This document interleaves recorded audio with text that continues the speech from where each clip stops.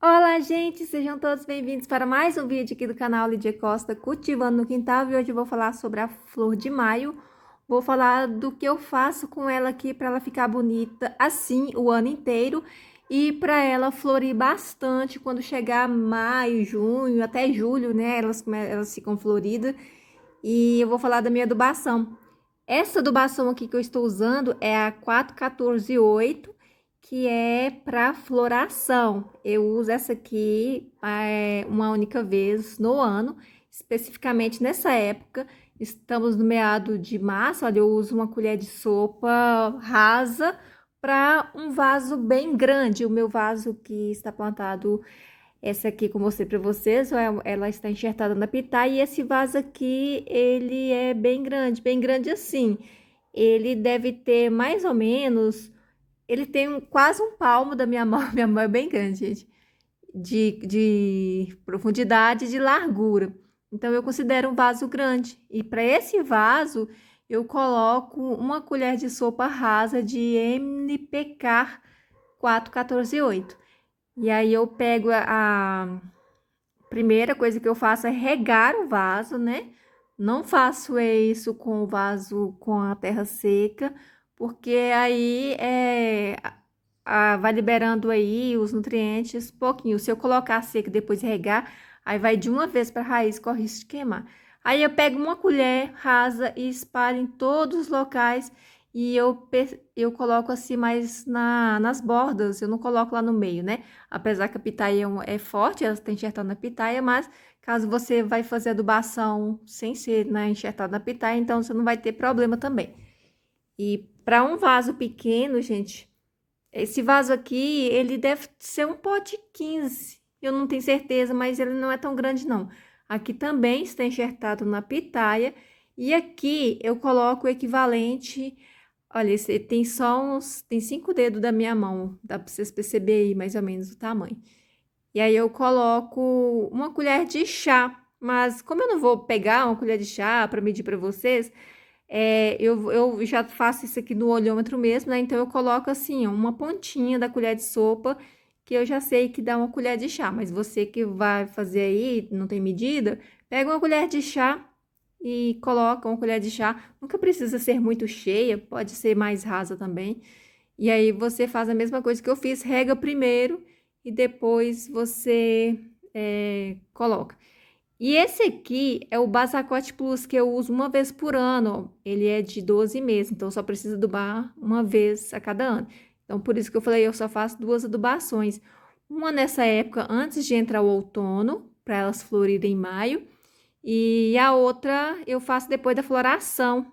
Depois que ela floresce, eu faço adubação com o Basacote Plus, que é uma liberação lenta, e mantém ela assim, ó, com as folhas bonitas o ano inteiro. Ela ó, tem folhas novas, ela fica sempre verdinha. Esta aqui, como eu falei, ela tá plantada na pitaia, né? Que era uma experiência que eu estava fazendo, porque antes elas apodreciam muita raiz, eu cultivava ao tempo. Embora essa aqui não está ao tempo, ela está na garagem aqui no murinho, mas as que estão cultivadas no tempo, ao tempo, não tem problema de podridão, não. O único problema que tem são 3 tipos de problemas aqui, né? Que acaba com a flor de maio, que é a podridão de raiz, a cochonilha de carapaça e a lagarta, gente. Vou procurar aqui para vocês a cochonilha, que é com frequência que eu encontro ela aqui. Então, eu estou sempre olhando. Olha essas raízes aqui que vocês estão vendo, é da pitaia. O pessoal pergunta, e a pitaia não vai dar frutos? Não, gente, depois que a gente faz isso aqui, ó, a pitaia, ela não é mais pitaia, ela é flor de maio. Então, ela só usa a raiz mesmo para ser e para transmitir aí todos os nutrientes para a flor de maio. Mas se ela, caso brotar assim, a gente precisa arrancar. Mas aqui nunca precisou, olha, ela fica esse toquinho aqui. Então, só isso que é pitaia, o resto é flor de maio. Então, não tem que ficar. Quando a gente faz esse enxertia, a gente já faz sabendo que a gente está transformando a pitaia na flor de maio. Então, ela não vai ser mais pitaia, ela vai crescer como flor de maio, só a base que fica sendo pitaia. Então, se você quer que sua pitaia dê frutos, não enxerta flor de maio nela. Vai cuidar da sua pitaia de forma para que ela gere frutos. Eu tenho, depois eu mostro para vocês. que eu tenho pitaia também para gerar frutos. Então, as que não geram frutos, eu faço isso. Eu enxerto flor de maio nela pra... eu só tenho essa espécie, já falei, né? Eu nunca comprei flor de maio. Essa aqui eu peguei um galinho da minha mãe, no vaso dela. Viajou 8 horas na porta do carro quente em 2019, eu acho. Nem lembro direito. E aí eu fui tentando aprender, né? Então, eu aprendi. Hoje eu posso dizer com certeza que eu tenho uma experiência com um galinho de flor de maio e eu fiz tudo isso que vocês estão vendo. Essa aqui, olha, o ano passado ela estava tão pequena, hoje ela não está tão grande por causa do Peter, né? O meu cachorro, ele quebrou o galho que vai pro lado da garagem. Ela era assim o ano passado, ó, tinha quase folha e hoje ela já está assim, muito com bastante folhas também. E então, hoje, né, fazendo adubação aqui para preparar ela para floração, para não perder, às vezes aborta muito botões quando ela não está muito nutrida, né? Então, a gente precisa nutrir primeiro para depois ter uma boa floração. O NPK é preciso adubar a cada 30 dias, mas como eu faço adubação com o Basacote Plus por ano, então não preciso. Por isso que eu coloco só assim, já tá mais véspera, né, dela florir, para dar aquele boom de floração. Aí depois que passa a floração, eu cuido dela novamente com o NPK. E tem vídeo aí no canal, gente, de tudo, enxertia, de tudo que vocês precisam saber sobre flor de maio. Eu tenho uma playlist. E caso vocês queiram fazer a enxertia na pitaia, eu vou deixar no final a fotinha lá para vocês clicarem. Aqui eu tenho, para vocês verem também que eu consigo cultivar ela sem ser na pitaia, eu tenho ela aqui na bacia de cimento. Ela não pega chuva, aqui é rega controlada. Tem bastante claridade, o sol passa aqui, pega indiretamente, mas pega bastante sol. E como eu controlo a rega, né, então não tenho podridão de raiz, mas o problema com a lagarta aqui, nessa parte aqui também eu não tenho, porque eu estou sempre passando por perto, né? Mas aqui está afastada da minha visão, já tem muito problema com lagarta. Quando a gente vê ela, a gente jogou as folhas delas tudo no chão. Aqui, ó, o pessoal pergunta do substrato que eu uso substrato da mata, eu pego substrato, pego aquelas tufas, né? Junto lá dentro da mata fechada, sem erva daninha, sem nada. Pega aquele mato lá e coloca aqui e depois eu faço a adubação, como vocês viram agora, né?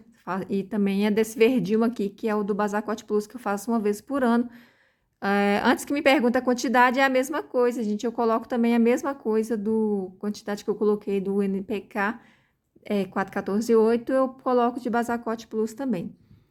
E agora, gente, eu vou mostrar para vocês as cochonilhas, né? Eu vou ter que procurar aqui, porque eu já fiz essa inspeção, já cuidei, já passei, tirei, mas sempre fica algumas, né? Eu vou tentar achar aqui e não subestime. Se você achar uma cochonilha de carapaça na sua flor de maio, retira ela logo, porque olha, agora eu achei uma aqui, tá vendo uma pintinha assim branca? Ela é removível, porque essa aqui tá morta, mas mesmo ela estando viva, você passa a mão, ela sai. Mas uma dessas assim já faz um estrago, ela começa a infestar assim nessas junções da flor de maio. Olha, tirei ela, parece que tá sequinha, né? E você pensa, isso não vai estragar nada, estraga, gente. Rapidinho ela toma conta da folha inteirinha e fica aquelas coisas como se fosse um mofo por cima. E aí você olha, a sua flor de maio está toda desidratada. Como vocês podem ver, essa bacia aqui não estava da minha altura da minha visão e ela infestou de cochonilha de carapaça. Quando eu fui ver, já estava toda murcha. E ela é muito difícil para poder se hidratar, então fica muito tempo murcha assim. E para poder acabar com isso aqui, gente, eu uso uma colher rasa de óleo mineral e 2 colherzinhas de chá de detergente neutro para 1 litro de água. E aí, nesse caso aqui que estava toda infestada, eu borrifei, mas na maioria das vezes eu passo com pincel mesmo. Por exemplo, tem uma folha lá com umas 3, 4 cochonilhas, eu pego e passo e já com pincel mesmo eu já retiro. E então, eu passo o pincel nelas todas, né? Não é tão difícil, você pega um pincel e vai passando assim, ó. Não é tão difícil. Olha como que tá isso aqui, ó. Ainda tem cochonilha. Aí tem que fazer isso até ver que porque acabou as cochonilhas. Não pode passar uma única vez e pronto, não. Tem que voltar sempre, olhar para ver, né, se acabou, limpa com pincel para poder retirar e ter certeza que elas não estão vivas. E olha essa junção, tá vendo? Ela fica sempre assim, quando você percebe, tá caindo lá as folhas da sua flor de maio. E as lagartas, eu também não... Esse aqui, ó, ele tá ao tempo, ele era um vaso cheio, só ficou esse galhinho aqui porque apodreceu as raízes, né? Porque pega chuva, então não tem controle de rega. Mas o problema maior mesmo aqui são as lagartas. Nesse caso aqui, ó, ela tá na pitaia no chão. Essa pitaia é uma pitaia que não é difícil dar fruto, então eu usei ela para plantar a flor de maio. Isso aqui, gente, estava muito bonito, mas quando eu percebi, já estava tudo no chão. A lagarta, ela entra e ela cola uma folha na outra. Hoje eu não tenho para mostrar para vocês, mas é uma lagartinha verde. Ela entra dentro da folha da flor de maio e aí ela junta com a outra folha e cola na outra, aí você nem percebe. Quando você percebe, ela conseguiu cortar 2 galhos de uma vez. Ó, tá vendo aqui, ó, esse comido aqui? Foi aonde que eu retirei ela. E aí, tirei a tempo dela acabar com tudo, né? Então, tem que ficar olhando sempre, gente. Pelo menos uma vez por semana tem que fazer a vistoria para ver se não tem folha colada uma na outra, porque ela vai colando uma na outra e vai multiplicando ali. Quando você vê, já não tem nenhuma planta mais. Então, são esses 3 problemas, sendo que o das folhas, das raízes podres eu já resolvi, né? Porque eu tô usando a pitaia para plantar. E aonde eu não... E aquela da bacia que vocês viram, eu não deixo pegar a chuva. Mas a lagarta e as cochonilhas é uma coisa que é sempre controle. Não tem como a gente evitar. Não tem como ter um veneno, uma coisa para você bater e acabar com tudo de uma vez. Tô mostrando para vocês aqui, ó, porque eu plantei pitaia aqui nesse cacto mandacaru. Tá vendo que tem uns feridos aqui? O pessoal me perguntou se podia plantar em qualquer cacto. Como eu nunca tinha plantado, então eu fui fazer o teste. Então, não vingou nenhuma que eu plantei aqui. Ainda bem que eu não matei meu cacto, né? Ele regenerou. E aí, eu fui nessa opuntia também e plantei. A gente deu maior trabalho. Alguns aqui vingaram. A maioria não vingou. E a opuntia, ela expulsou o galho inteiro. Tá vendo esses bracinhos? A maioria deles foi expulsa inteira. A planta, ela... É como se ela expulsasse, né?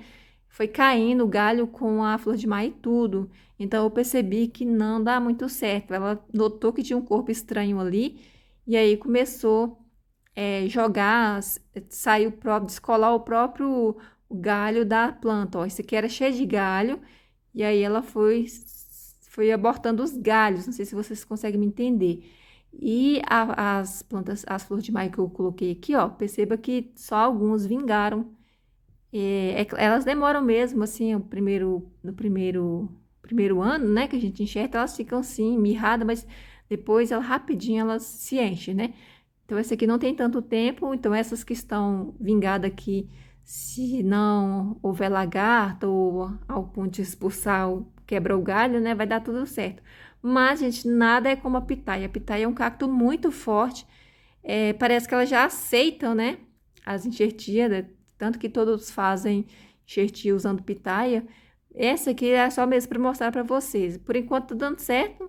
Mas eu vou atualizando vocês como que vai ficar, né? Se ela vai desenvolver bastante, como desenvolveu na pitaia. E aqui eu vou dar um exemplo de uma que eu cuido, que eu coloco aqui na janela da cozinha. Minha cozinha é clara, tem bastante claridade, mas esta, mesmo eu adubando, nunca floriu, esta flor de maio nunca floriu. E só para mostrar para vocês que, às vezes, claridade só não é o suficiente para a flor de maio florir. Além da claridade o dia inteiro, ela precisa de pelo menos alguns raios de sol por dia para poder dar floração, né? Senão fica assim, fica verdinha e bonita, mas não floresce. E agora o momento de agradecimento vai para a Creuza, novamente, é o segundo valeu demais da Creuza aqui no meu canal. Muito obrigada, Creuza. Deus abençoe você muito. Dê muitas bênçãos na sua vida, na vida da sua família, que o seu marido recupere logo a mão. Gente, a Creuza é vendedora de suculenta. Eu já falei no outro vídeo, né, que ela se juntou com a Elis, do canal 3 em 1 com a Elis, que todo mundo ficava doido querendo comprar a suculenta da Elis, mas a Elis assim como eu, ela não conseguia fazer envio. Juntou com a Creuza, gente, agora é suculenta para todo o Brasil. E eu estou indicando aqui, gente, não é porque ela me deixou um valeu demais, não. Quem me segue sabe que eu sempre indico as suculentas da Creuza, porque eu conheço e a Creuza é um doce de pessoa. O atendimento dela é nota 10. Então, se você ainda não conhece as suculentas da Creuza e quiser que eu deixe o catálogo para vocês aqui, só me dizer, quero o catálogo da Creuza que eu vou deixar aqui para você. E sobre como fazer a enxertia da flor de maio na pitaia, prometi que ia deixar aqui no final. É só vocês clicarem nessa fotinha que tá aparecendo aí, que vocês vão até o passo a passo, onde eu mostrei como é que eu faço a enxertia da flor de maio no pé de pitaia. Tchau, tchau e até o próximo.